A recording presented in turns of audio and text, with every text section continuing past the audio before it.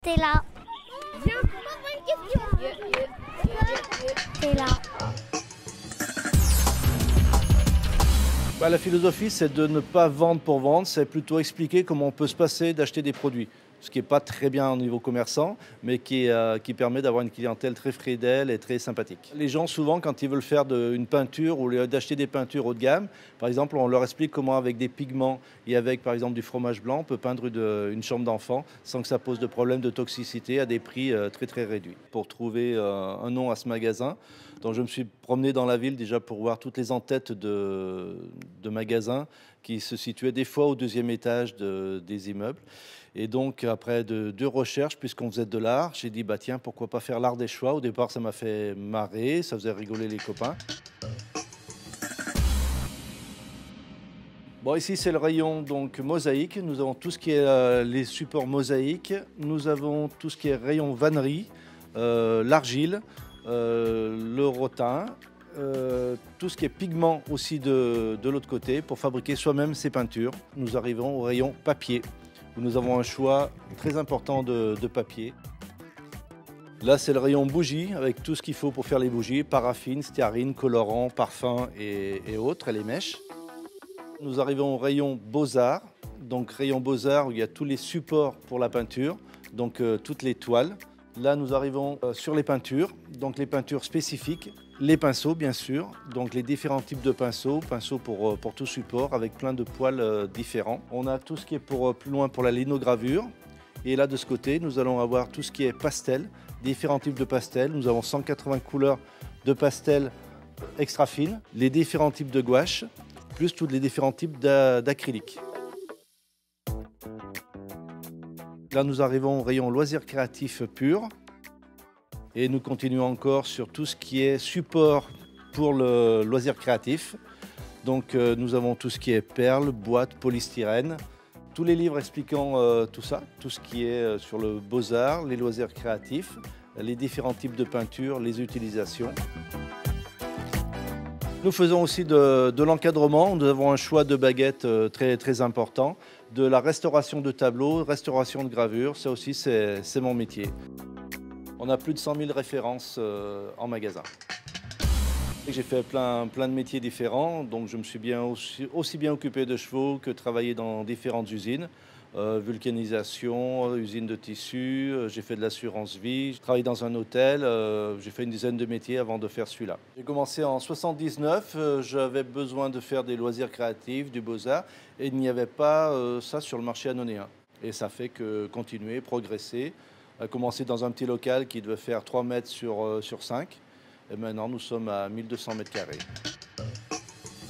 On a à peu près tout type de clientèle. Ça peut être des associations, tout ce qui est association, tout ce qui est associatif, tout ce qui est institutionnel, tel que les mairies, les écoles, et beaucoup de particuliers dans tous les styles. Je suis à la fois le directeur, mais je fais aussi bien de l'artisanat que de la vente, de la restauration. Je travaille beaucoup avec des stagiaires en formation professionnelle. Tous les stagiaires scolaires de 3e, on prend les premiers qui se présentent.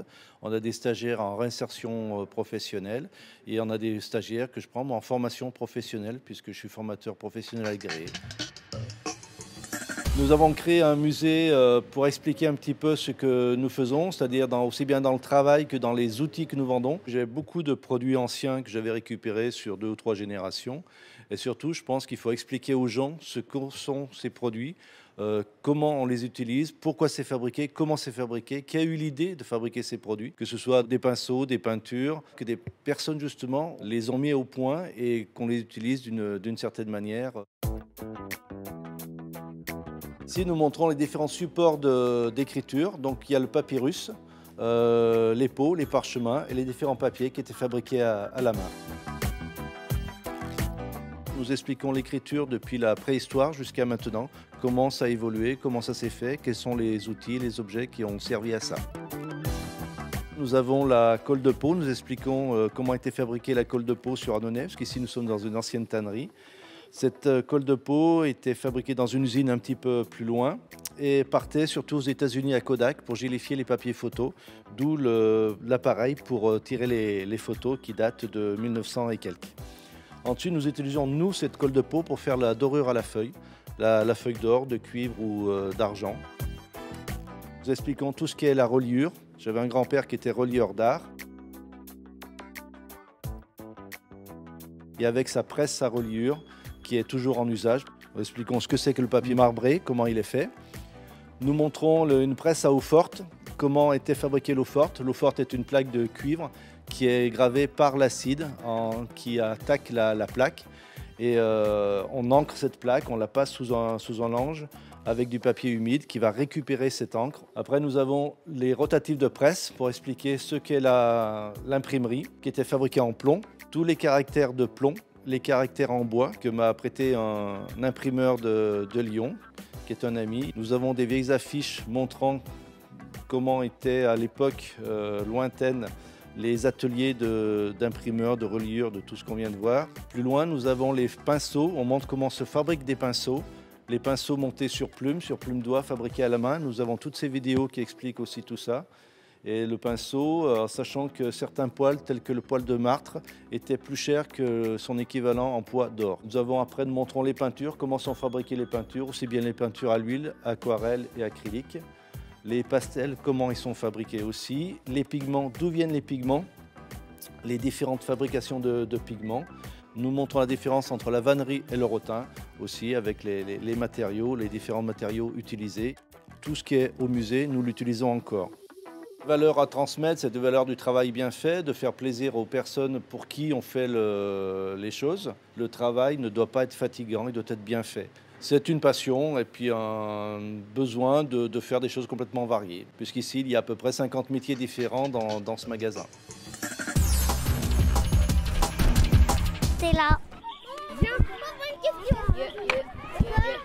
T'es là.